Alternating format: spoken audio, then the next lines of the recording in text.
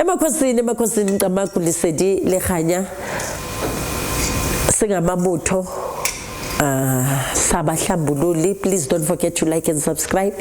Ube onika, please don't just only view, like and comment.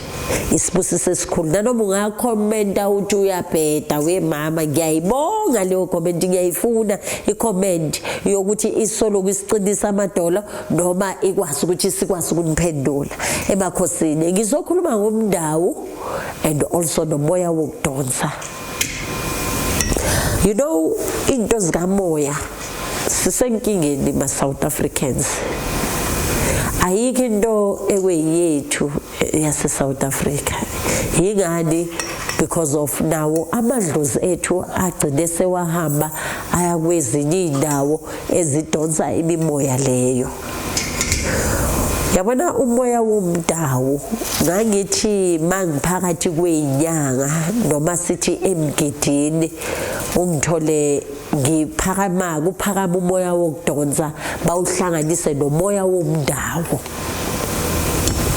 Awuhlukile kodwa inkinga iyodwa ukuthi ungena umuntu onjani.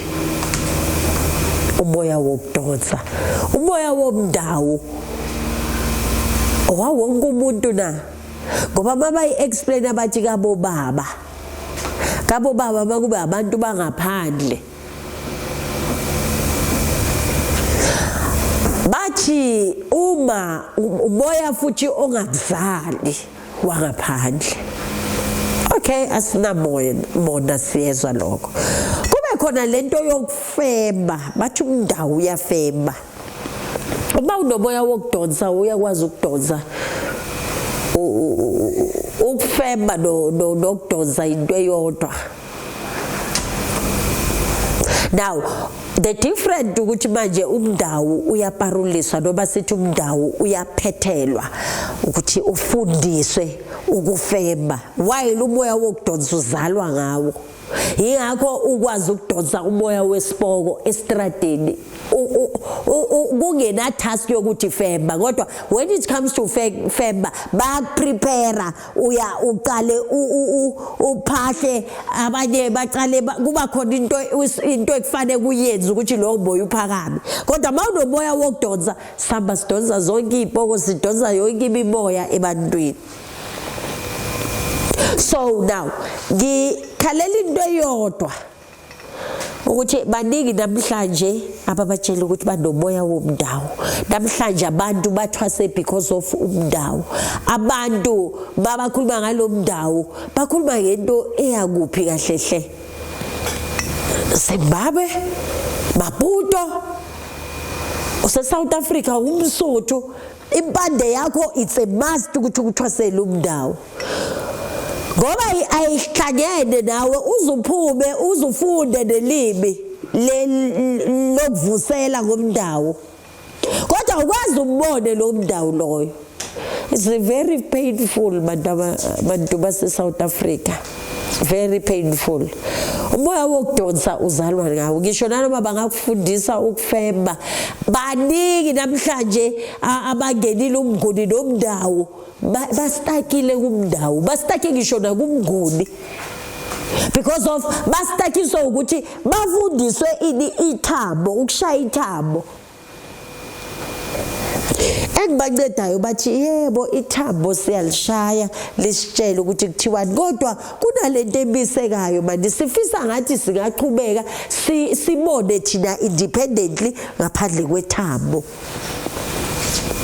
Yabona into yofundiswa yona ibhlungu, but into engiyibonile ama South Africans sishayiwe spiritually.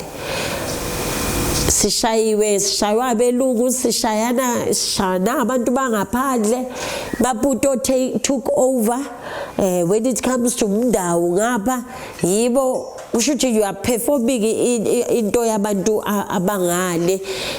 Even Zimbabweans nabo banawo, but then let us differentiate between umuntu onomoya wokudonsa ngoba lo muntu onomoya wokudonsa ngeke ubenzeni kusesigodlweni sakho.